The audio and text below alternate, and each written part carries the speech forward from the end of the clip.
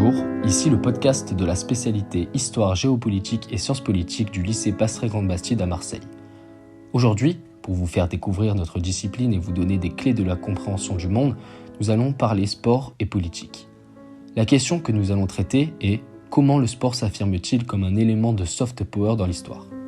C'est avec l'exemple des JO de Pékin de 2008 que l'on peut illustrer notre propos. Dans les années 1980, Deng Xiaoping, qui est en fait l'ancien président de la Chine, va lancer les 4 modernisations et commence la transformation économique de la Chine pour refaire de la Chine un acteur de la scène internationale.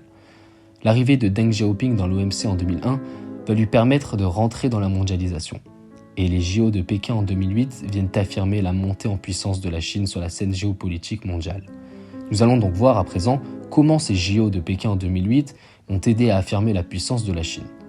Tout d'abord, la Chine va tout mettre en œuvre pour procurer un spectacle pour ces Jeux Olympiques d'été.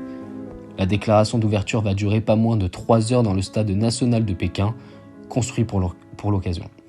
Cette cérémonie d'ouverture va être extrêmement bien médiatisée, avec une visibilité énorme sur Internet.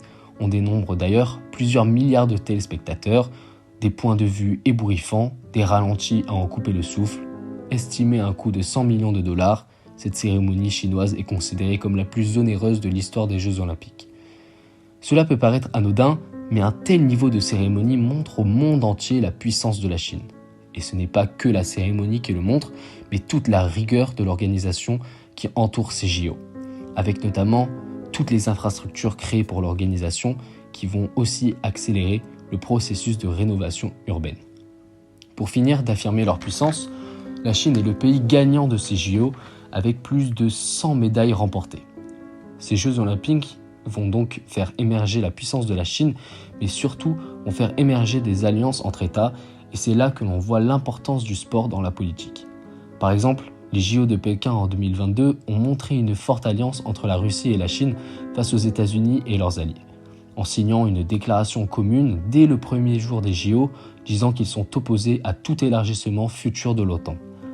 Mais même si ces JO de 2008 ont été bénéfiques pour eux, il y a eu tout de même quelques limites. Par exemple, le fait que l'économie chinoise a été volontairement ralentie, ou encore des usines et des commerces fermés pour favoriser l'organisation des JO, et pour finir, des quartiers populaires entièrement rasés pour donner une belle image de la ville.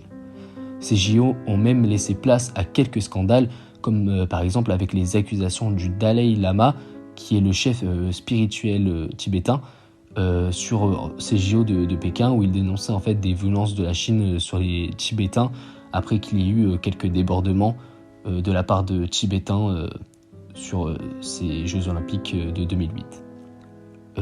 Ce scandale n'a donc pas mis les droits de l'homme en Chine, de la Chine en avant. On comprend donc que le sport peut être un moyen politique de grande envergure.